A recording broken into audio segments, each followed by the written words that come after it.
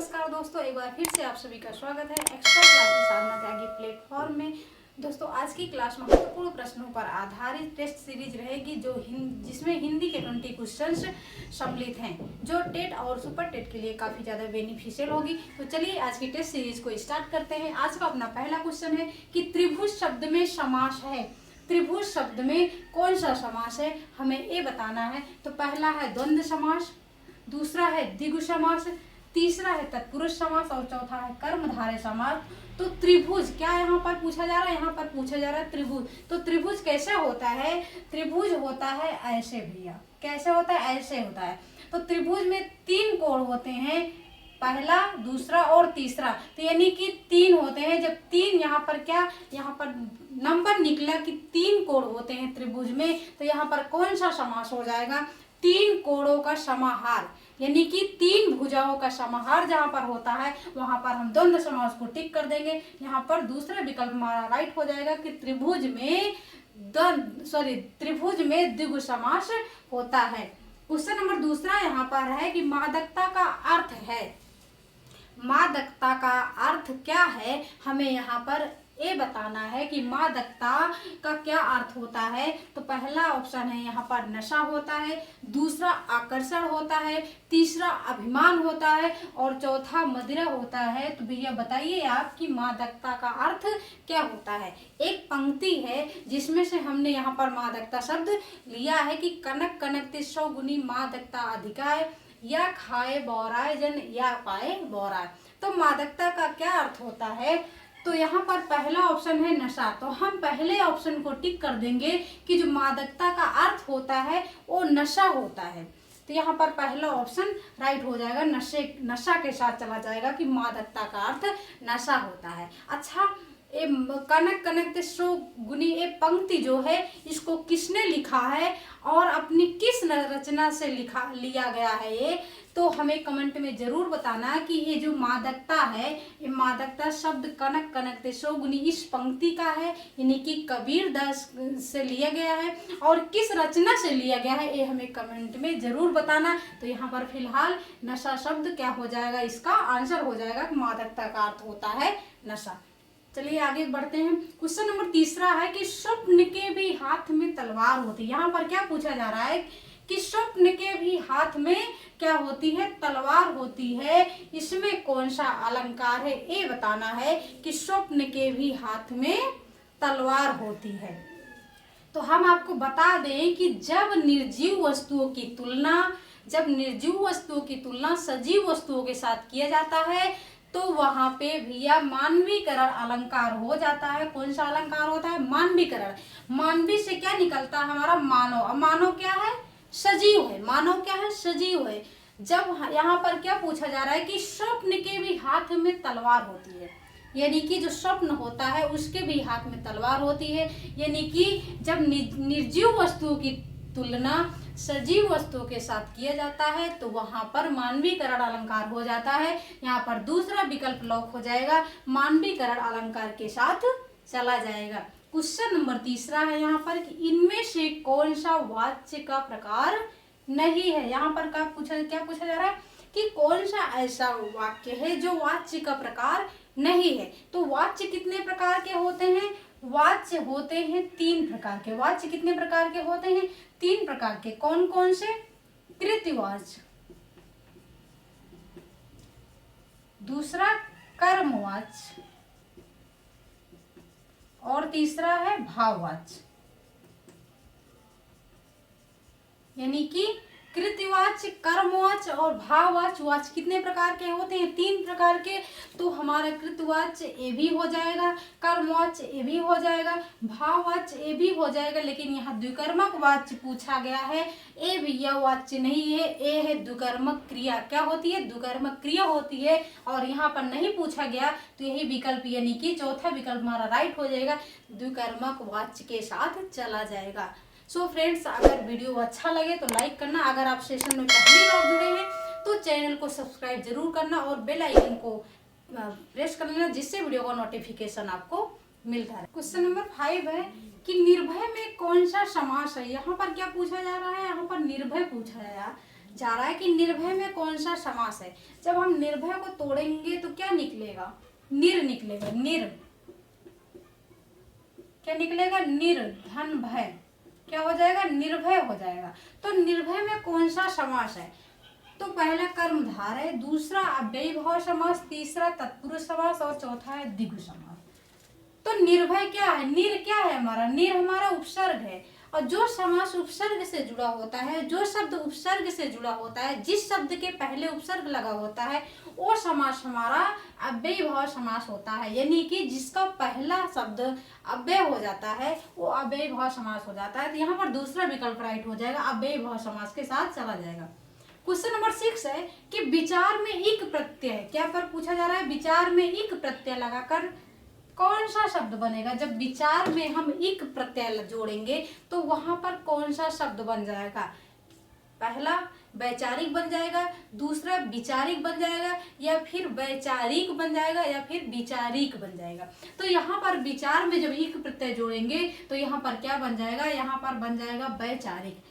वैचारिक और विचारिक इस दोनों में काफी ज्यादा कंफ्यूजन होती है कि विचार में जब एक प्रत्यय जोड़ेंगे तो विचारिक होगा या फिर वैचारिक होगा। सिंपल सी बात है, हम ऑप्शन नंबर सेकंड को टिक कर देते हैं कि यहाँ पर जब विचार में एक प्रत्यय जोड़ेंगे तो विचारिक हो जाएगा, बट ऐसा नहीं है। जब विचार में हम एक प्रत्यय को जोड़ते हैं तो यहाँ पर ये वैचारिक निकल के आता है, हमारा क्या निकलता है, वैचारिक हो जाता है। तो यहाँ पर पहला विकल्प राइट हो जाएगा, वैचारिक के साथ चला जाएगा।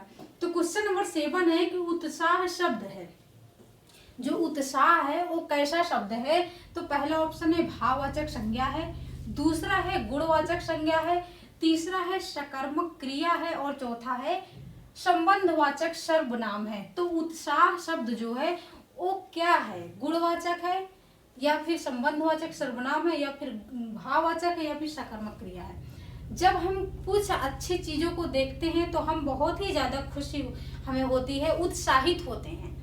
तो उसमें क्या होता है, जब हम बहुत ज्यादा उत्साहित होते हैं तो हम लोगों को बताते हैं कि आज हमें बहुत मजा आया या फिर हम बहुत उत्साहित हुए, हमें उत्साह बहुत ज्यादा आया। तो वह कैसी संज्ञा है, या तो भाववाचक होगी या तो गुणवाचक होती या तो संबंधवाचक सर्वनाम होगा या फिर सकर्मक क्रिया होगी। तो ये सकर्मक क्रिया तो होगी नहीं यहाँ पर, क्योंकि यहाँ पर कोई कार्य हो नहीं रहा है, ऐसा तो हो नहीं रहा, उत्साह चल रहा है, उत्साह दौड़ रहा है, ये तो हो ही नहीं रहा है। तो सकर्मक क्रिया होगी नहीं, बच्चे पढ़ रहे नहीं है, ना तो लिख रहे हैं ना तो स्कूल जा रहे हैं, यहाँ पर कोई क्रिया नहीं हो रही है, तो सकर्मक क्रिया नहीं होगी।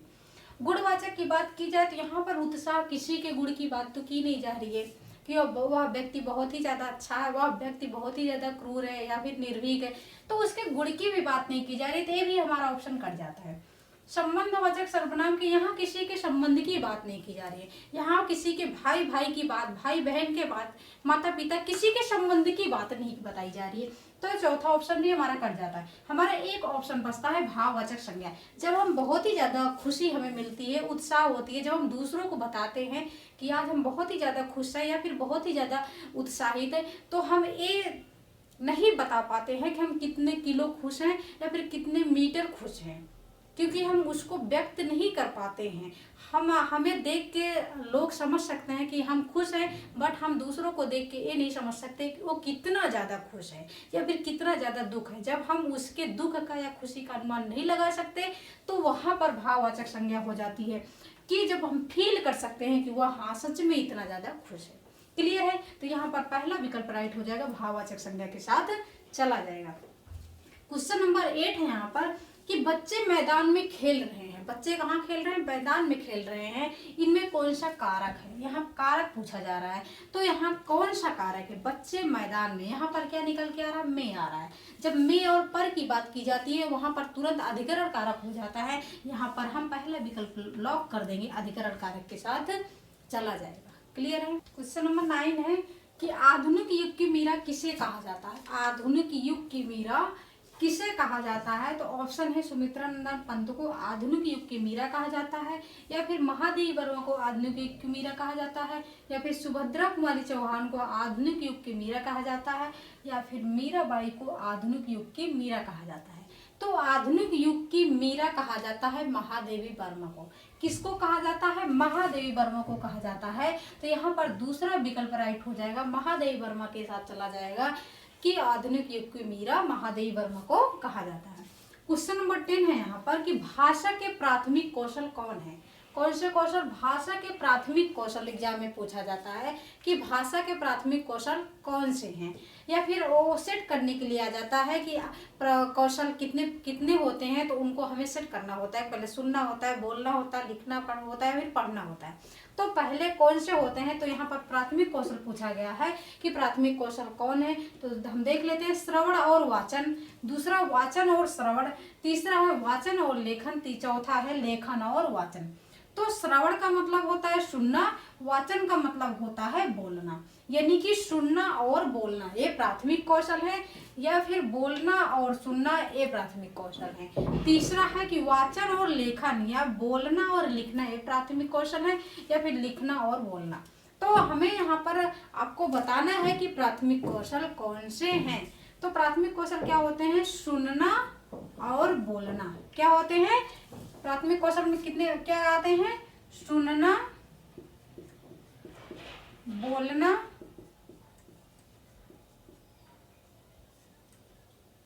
लिखना और पढ़ना।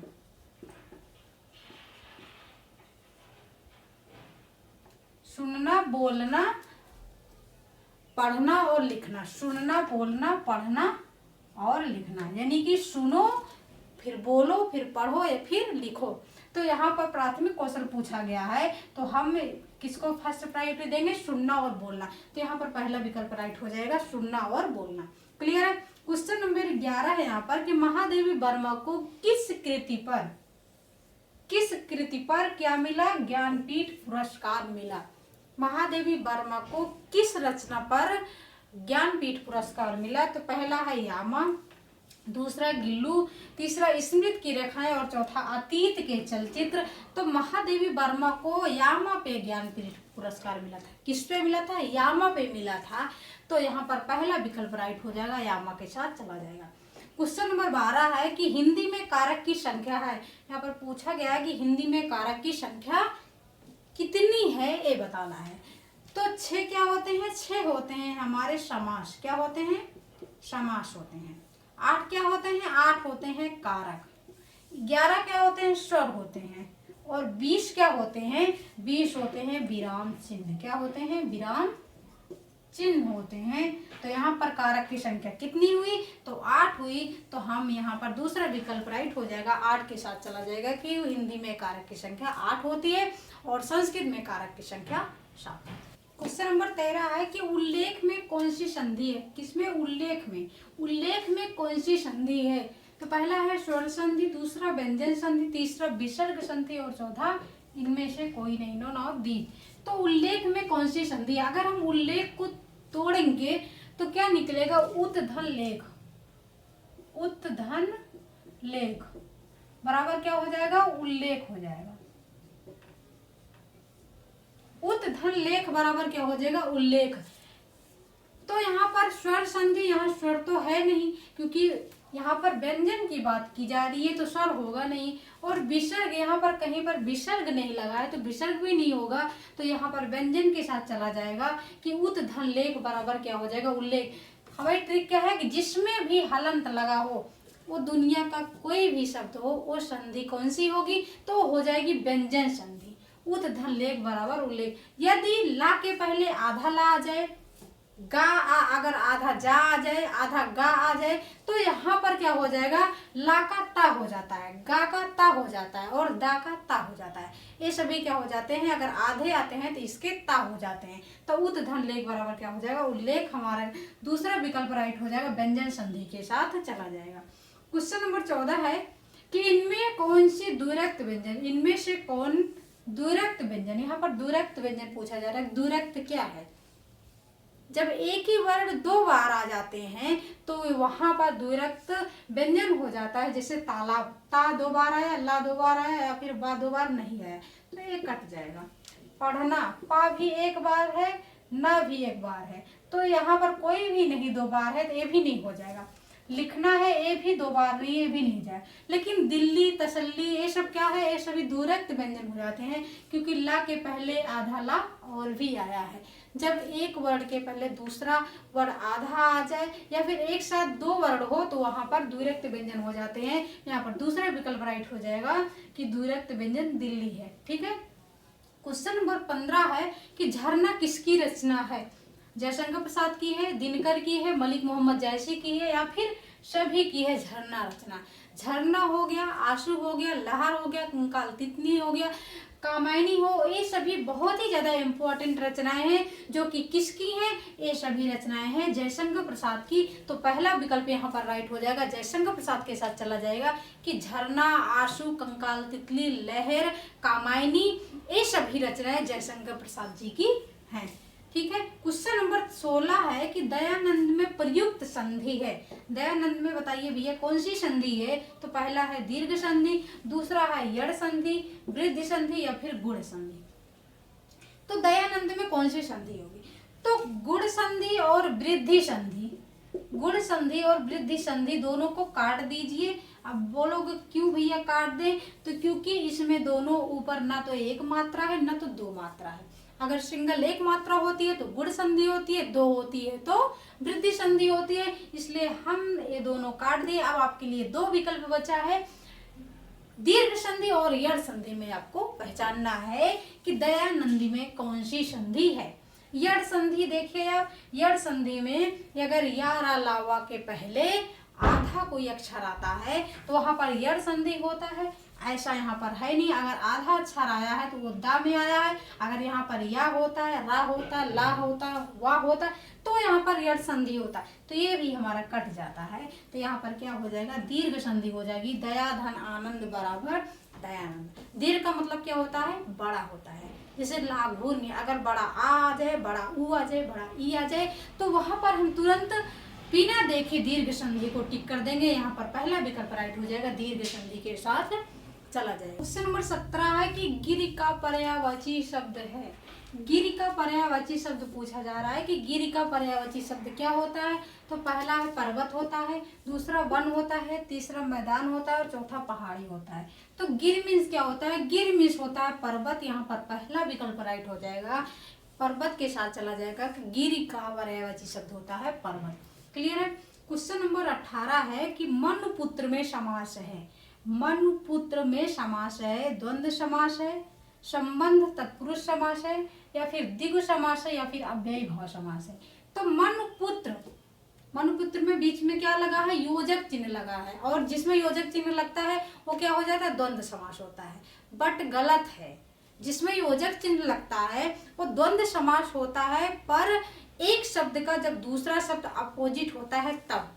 जैसे आकाश और पताल हो गया, माता और पिता हो गया, रात और दिन हो गया। जब एक शब्द का जब दूसरा शब्द अपोजिट होता है तब वहां पर द्वंद्व समास होता है।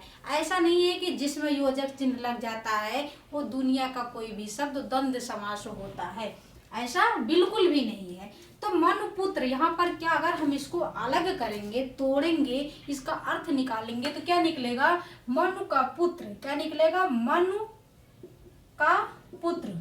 जब मनु का पुत्र है तो क्या हो गया? मनु का बेटा, यानी कि मनु का बेटा। क्लियर। तो द्वंद्व यहाँ पर नहीं होगा, द्विगु होगा नहीं, क्योंकि यहाँ संख्या की बात की नहीं जा रही है। अव्ययी भाव समास भी नहीं होगा, क्योंकि यहाँ पर पहला पद ना तो उपसर्ग से जुड़ा है और ना तो अव्यय है। तो यहाँ पर एक ही विकल्प बचता है, संबंध तत्पुरुष। संबंध तत्पुरुष क्यों हो जाएगा? क्योंकि पुत्र किसका है? मनु का है। तो पुत्र है जब मनु का, तो मनु का संबंध उसके पुत्र से है ना, मनु का संबंध उसके पुत्र से है ना, तो यहाँ पर संबंध तत्पुरुष समास हो जाएगा कि मनु का पुत्र। अगर इसको तोड़ोगे तो यहाँ पर का निकल रहा है, का निकल, जब का आता है, में आता है, ये सभी आते हैं तो कौन सा समास हो जाता है? तत्पुरुष समास हो जाता है। तो यहाँ पर दूसरा विकल्प राइट हो जाएगा, संबंध तत्पुरुष के साथ चला जाएगा कि पिता और बेटे का रिश्ता है। क्लियर है। क्वेश्चन नंबर 19 है कि पंछी आकाश में उड़ रहे हैं। कौन उड़ रहा है भैया? पंछी आकाश में उड़ रहे हैं। इनमें कौन सी क्रिया है? क्रिया कितनी होती है? 2, हिंदी में सकर्मक और अकर्मक। तो इनमें कौन सी क्रिया है ये बताना है। पंछी आकाश में उड़ रहे हैं, सकर्मक क्रिया है या फिर अकर्मक क्रिया है या फिर द्विकर्मक क्रिया है या फिर नन ऑफ दीज।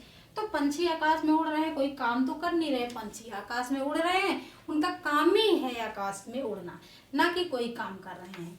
तो यहाँ पर कौन सी क्रिया हो जाएगी, अकर्मक क्रिया के साथ चला जाएगा। हम आपको बार बार बताते हैं, बार बार सकर्मक और अकर्मक से एक आध दो प्रश्न ले ही लेते हैं, ये बताने के लिए आपको हमेशा याद रहे कि सकर्मक क्रिया क्या होती है और अकर्मक क्रिया क्या होती है। तो पंछी आकाश में उड़ रहे हैं, कोई काम नहीं हो रहा है, वो उड़ रहे हैं, तो यहाँ पर क्या हो जाएगा, अकर्मक क्रिया हो जाती है। हंसना, रोना, उड़ना, ये सभी कोई क्रिया नहीं होती है। अगर एग्जाम में पूछ लिया जाए बच्चे रो रहे हैं, बच्चे हंस रहे हैं, तो कोई क्रिया नहीं होती है, वहां पर हमेशा अकर्मक क्रिया ही याद होगा। क्या होगा, अकर्मक क्रिया हो जाएगा। तो यहाँ पर दूसरा विकल्प राइट हो जाएगा, अकर्मक क्रिया के साथ चला जाएगा। क्वेश्चन नंबर 20 है यहाँ पर कि गमन का विलोम शब्द है। गमन मीन्स क्या होता है, जाना होता है। गमन मीन्स क्या होता है, जाना होता है। अब हमें यहाँ पर ढूंढना है कि आने का विलोम क्या होता है। ठीक है, जाने, आने का विलोम। तो आगमन, दूसरा गमनागमन, तीसरा निगमन और चौथा सभी। तो सभी होगा नहीं, ये भी कट जाएगा। निगमन का मतलब क्या होता है, पहले नियम बताना, ये भी गलत हो जाएगा। आगमन, आगमन का मत विलोम हो जाता है, और सॉरी गमन का विलोम होता है आगमन, क्योंकि गमन मीन्स जाना और आगमन मीन्स आना। क्लियर, यहाँ पर पहले 20 का पहला विकल्प राइट हो जाएगा, गमन का विलोम आगमन हो जाएगा। सो दोस्तों, आपको वीडियो कैसा लगा, अगर अच्छा लगा हो तो लाइक करना। अगर आप सेशन में पहली बार जुड़े हैं तो सेशन को सब्सक्राइब जरूर करना और वीडियो को ज़्यादा से ज़्यादा शेयर करना। ठीक है, thanks for watching video. This is Sadhana Tyagi, expert classes.